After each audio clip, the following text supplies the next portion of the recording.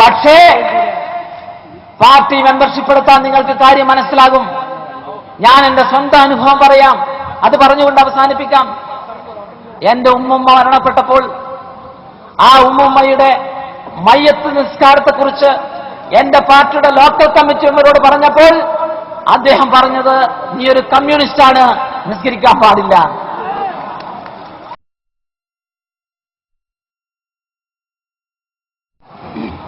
ചെറുപ്പത്തിലെ മദ്രസയിലും പള്ളിയിലും പോയിരുന്ന ഞാൻ കമ്മ്യൂണിസ്റ്റ് പാർട്ടിയിൽ വന്നപ്പോൾ അവരെന്നെ ആദ്യം പഠിപ്പിച്ചത് വൈരുദ്ധ്യാത്മിക ഭൗതികവാദമാണ്.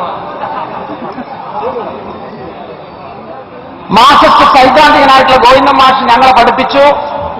ഞങ്ങളോട് ചോദിച്ചു, മുട്ടയാണോ കോഴിയാണോ ആദ്യം ഉണ്ടായത്? മാങ്ങയാണോ മാവാണോ ആദ്യം ഉണ്ടായത്?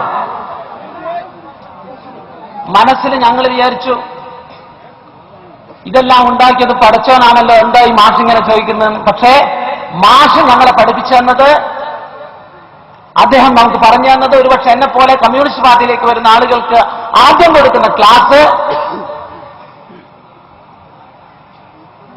ദൈവമില്ല എന്നുള്ള ക്ലാസ്സാണ്. ആ ചരിത്രത്തിന്റെയൊക്കെ പശ്ചാത്തലത്തിൽ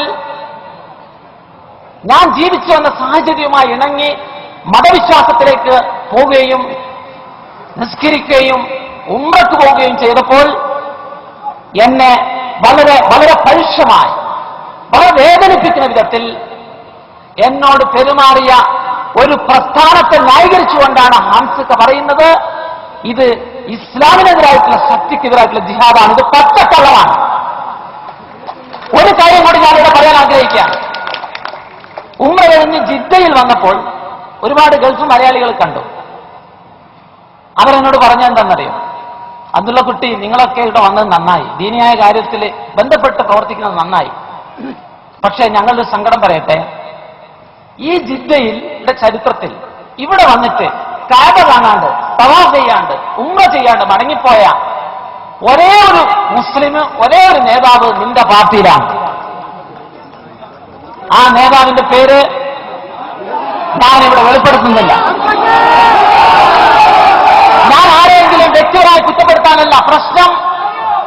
സഖാവ് പിണറായി വിജയൻ പറയുന്നത് പോലെയല്ല. ഇതുപോലെ ഒരുപാട് വ്യക്തികൾ, ഒരുപാട് ആളുകൾ പ്രയാസമനുഭവിക്കുന്ന കമ്മ്യൂണിസ്റ്റ് പാർട്ടി, ആ പാർട്ടികൾക്കുള്ള പ്രശ്നങ്ങൾ, വിശ്വാസത്തിന്റെ പ്രശ്നങ്ങൾ നമ്മുടെ രാജ്യത്തിന്റെ സാഹചര്യത്തിന് ചേരാത്തതാണ് എന്നുള്ള നിലയിലുള്ള ചില അഭിപ്രായങ്ങൾ ഇത് സംബന്ധിച്ച് CPM ചില വ്യക്തത വരുത്തണം എന്ന് പറഞ്ഞപ്പോൾ എന്നോട് വളരെ മോശമായി പെരുമാറുകയാണ്. അപ്പൊ യഥാർത്ഥത്തിൽ മതവിശ്വാസത്തിന്റെ പ്രശ്നത്തിൽ ഇന്ത്യയുടെ വർത്തമാനകാല സാഹചര്യത്തിന്റെ ഒരു പരിസരത്ത് നിന്നുകൊണ്ട് ചില അഭിപ്രായങ്ങൾ പറഞ്ഞു പോയതാണ് ഞാൻ ചെയ്ത തെറ്റ്.